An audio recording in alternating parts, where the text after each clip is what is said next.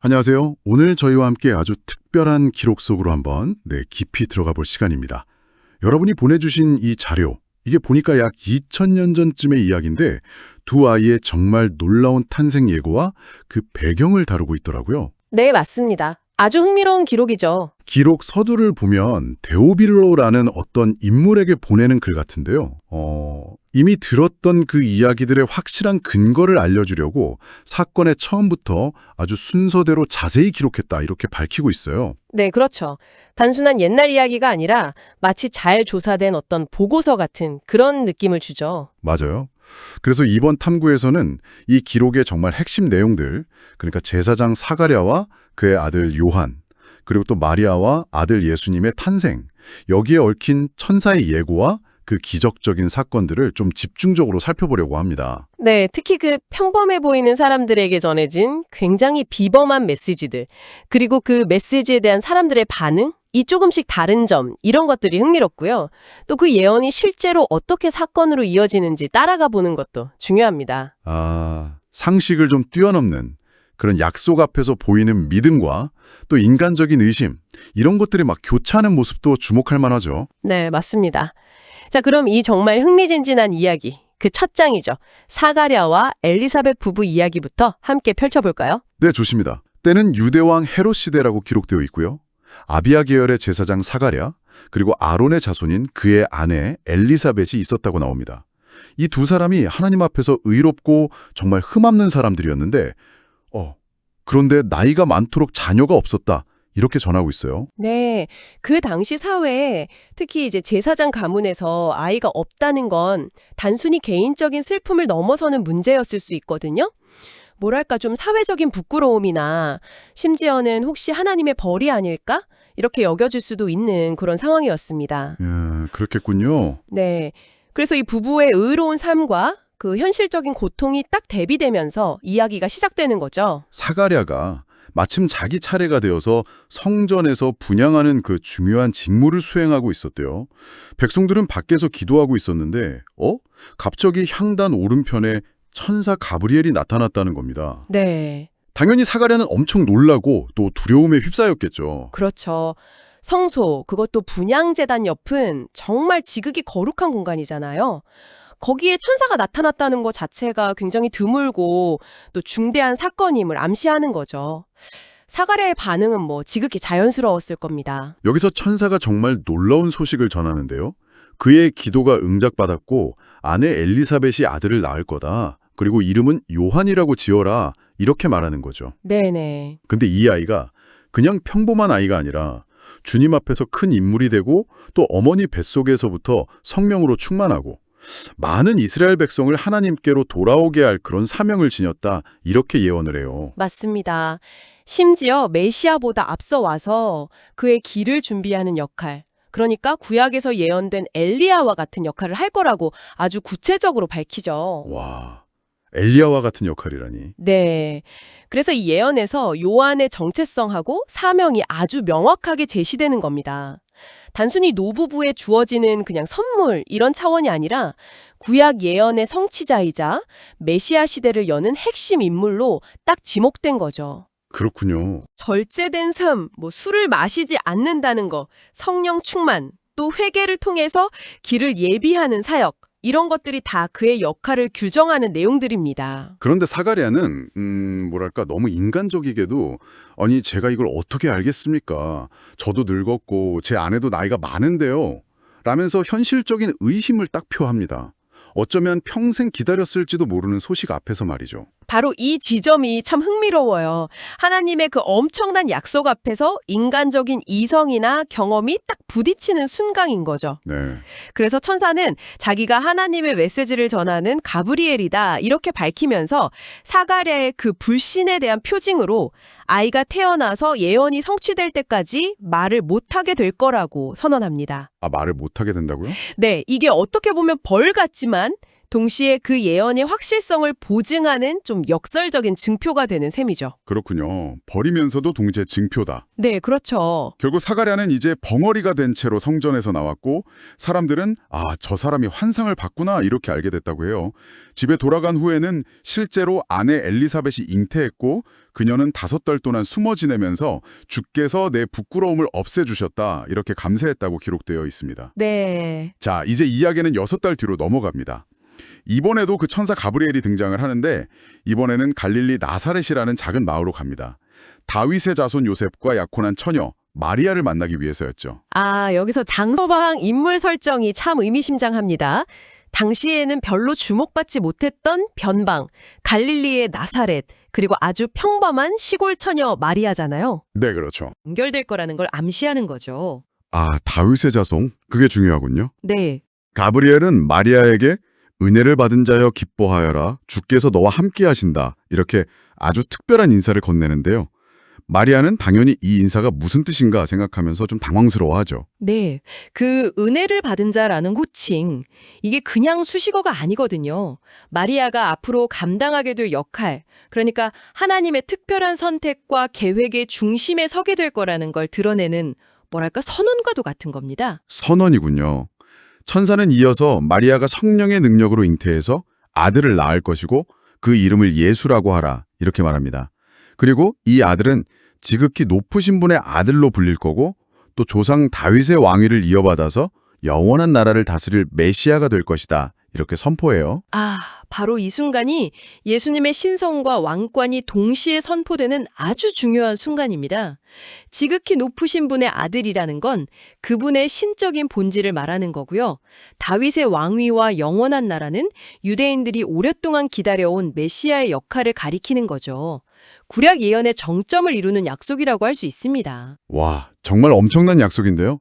근데 마리아는 여기서 또 현실적인 질문을 던집니다. 아니, 저는 남자를 알지 못하는데 어떻게 이런 일이 있을 수 있겠습니까? 처녀로서 당연히 할 수 있는 물음이죠. 그렇죠. 아주 현실적인 질문이죠. 여기에 대한 천사의 대답은 굉장히 초자연적입니다. 성령이 내게 임하시고 지극히 높으신 분의 능력이 너를 덮을 것이다. 이렇게 답을 해요.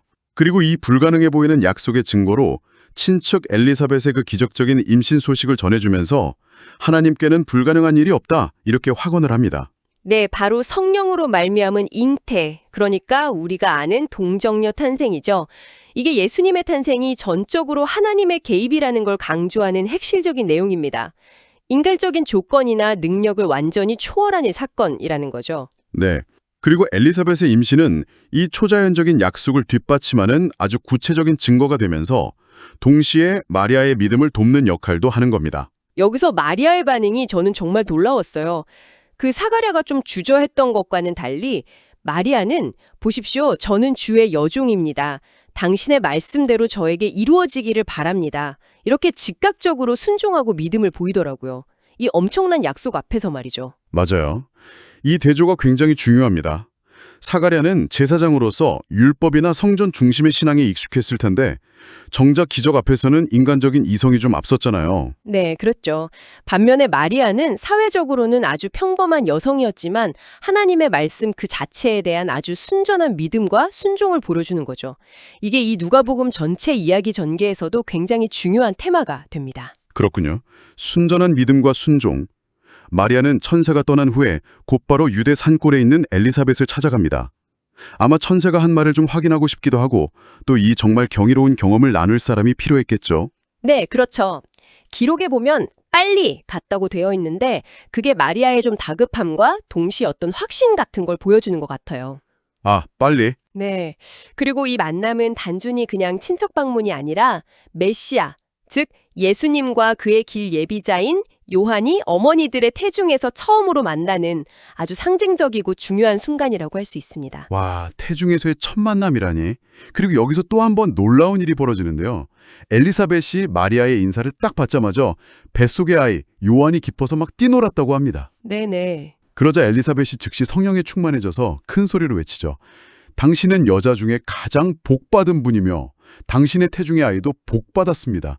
아니, 내 주님의 어머니께서 내게 오시다니 이게 어찌된 영광입니까?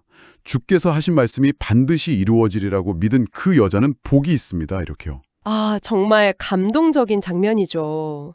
뱃속의 요한이 예수님의 임재를 감지하고 반응했다는 건 그의 그 길 예비자로서의 역할을 아주 상징적으로 보여주는 사건이고요. 네.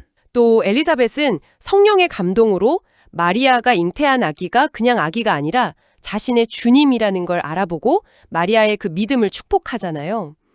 천사의 예언이 서로에게 확인되고 확증되는 그런 순간인 겁니다. 엘리사벳의 이 축복에 마리아는 그 유명한 찬가 마니피카스로 화답하는데요. 그 가사를 보면 내 영혼이 주님을 찬양하며 내 마음이 내 구주 하나님 안에서 기뻐합니다. 이렇게 시작하는데 이게 단순히 개인적인 감사를 넘어선 아주 깊은 내용이 담겨 있는 것 같아요. 그렇죠? 맞습니다. 마니피캇은 개인적인 감사를 넘어서서 하나님의 그 혁명적인 통치를 노래하는 찬가입니다.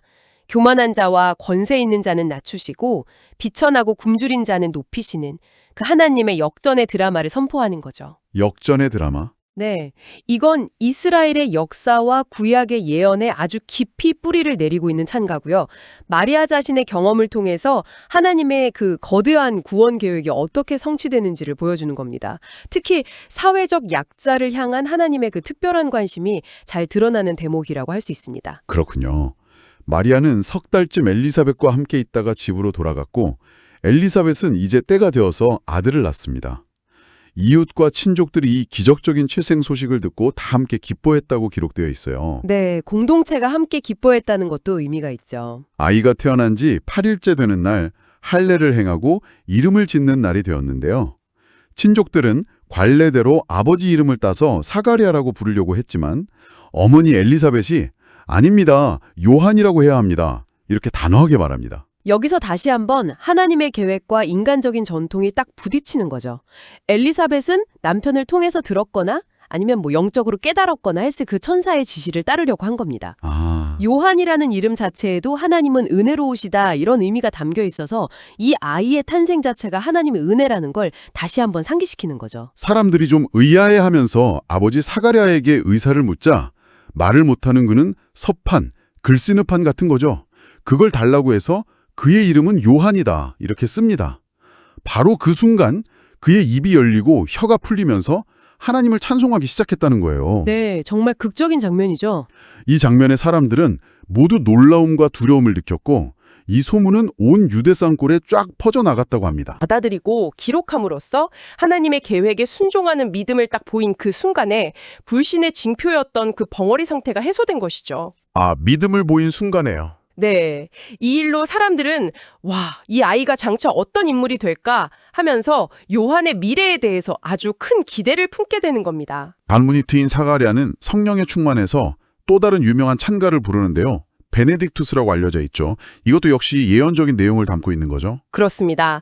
엘리사벳, 마리아에 이어서 사가랴까지 이렇게 성령의 감동으로 터져나오는 찬가는 이 모든 사건이 정말 하나님의 주권적인 인도 아래 있다는 걸 보여주는 겁니다.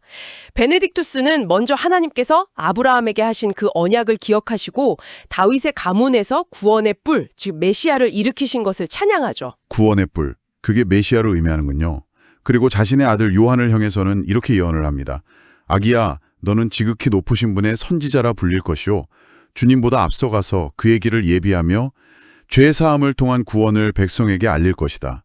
이는 우리 하나님의 긍휼 때문이니 이로써 돋는 해, 그러니까 예수님이시죠. 돋는 해가 위로부터 우리에게 임하여 어둠과 죽음의 그늘에 앉은 이들에게 빛을 비추고 우리 발을 평화의 길로 인도할 것이다. 네, 사가랴는 아들의 역할을 아주 명확하게 선언하고 있습니다. 그는 지극히 높으신 분의 선지자로서 그냥 메시아의 길만 준비하는 게 아니라 죄사함을 통한 구원의 메시지를 선포하고 어둠 속에 있는 사람들을 빛으로 인도하는 그런 역할까지 할 것이라고 예언하는 거죠. 여기서 중요한 교환, 요한의 사역이 결국에는 돋는 해이신 예수님께로 향하고 있다는 점입니다. 그의 역할은 예수님을 가리키고 준비시키는 데 딱 초점이 맞춰져 있는 거죠. 아, 그렇군요. 결국 예수님께로. 기록은 아이는 자라며 심령이 강해졌고 이스라엘 앞에 나타나는 날까지 빈들에 있었다는 말로 요한의 어린 시절을 요약하면서 마무리됩니다. 네, 그 빈들, 그러니까 광야는 종종 예언자들이나 어떤 특별한 사명을 받은 인물들이 세상과 좀 분리되어서 하나님과의 깊은 관계 속에서 준비되는 공간으로 상징되곤 합니다. 요한이 공생애를 시작하기 전까지 광야에서 보낸 시간은 그의 그 특별한 사명을 위한 어떤 영적인 단련의 기간이었음을 암시하는 거죠. 네, 영적 단련의 시간. 자, 오늘 저희는 누가복음 1장에 기록된 이 세례 요한과 예수님의 탄생 예고라는 정말 놀라운 사건들을 쭉 따라가 보았습니다. 천사의 등장부터 시작해서 기적적인 잉태, 또 사가랴의 의심과 마리아의 믿음이 대조되는 모습, 그리고 연이어 터져나왔던 그 감동적인 찬가들과 예언들까지 정말 한 편의 드라마 같았어요. 이 이야기들이 우리에게 궁극적으로 무엇을 말해주고 있을까요? 네. 이 기록은요, 하나님의 구원 계획이 정말 인간의 예상을 뛰어넘는 방식으로 하지만 아주 정확하게 성취되고 있다는 것을 보여줍니다. 여기서 또 흥미로운 건 뭐냐면 하나님께서 그 위대한 계획을 이루시기 위해서 제사장 같은 어떤 종교 지도자뿐만 아니라 나이든 부부나 시골의 젊은 여성처럼 당시 사회에서는 상대적으로 좀 주목받지 못했을 수도 있는 그런 평범한 사람들을 사용하신다는 점이에요. 아, 맞아요.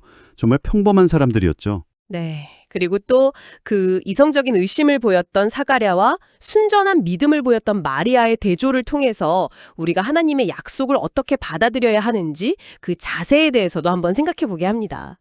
이 모든 사건들은 결국 다가올 메시아 시대에 대한 아주 강렬한 기대를 불러일으키는 거죠. 네. 오늘 저희가 함께 살펴본 이야기들은 앞으로 펼쳐질 예수님의 사역과 또 그 의미를 이해하는데 정말 필수적인 배경이 되는 것 같습니다. 오늘 함께한 이 탐구에서 당신께서는 어떤 부분이 가장 인상 깊게 다가오셨나요? 혹시 마음에 특별히 남는 인물이나 메시지가 있으셨는지요? 마지막으로 이 기록을 바탕으로 해서 한 가지 좀 더 깊이 생각해 볼 만한 질문을 한번 남겨보고 싶습니다. 사가랴는 자기 아들 요한이 장차 어둠과 죽음의 그늘에 앉은 자에게 빛을 비추고 우리 발을 평화의 길로 인도할 그 메시아의 길을 준비할 것이라고 예언했잖아요. 네, 그랬죠. 평화의 길로 인도할 것이다. 네. 그렇다면 당시 로마의 지배 아래에 있었고 또 종교적으로도 혼란했던 그 시대 사람들에게 평화의 길이라는 건 구체적으로 어떤 의미였을까요? 그리고 예수님이 본격적으로 활동하시기 전에 요한은 그 광야에서 외치는 소리로서 어떻게 사람들의 마음을 그 평화의 길로 미리 준비시킬 수 있었을까요? 그의 그 독특한 역할과 메시지는 과연 무엇이었을지 한번 곱씹어 보는 것도 흥미로운 작업이 될 것 같습니다. 아, 정말 좋은 질문이네요. 평화의 길, 그리고 요한의 역할. 오늘 저희와 함께 이 심층적인 탐구 여정에 동참해 주셔서 감사합니다.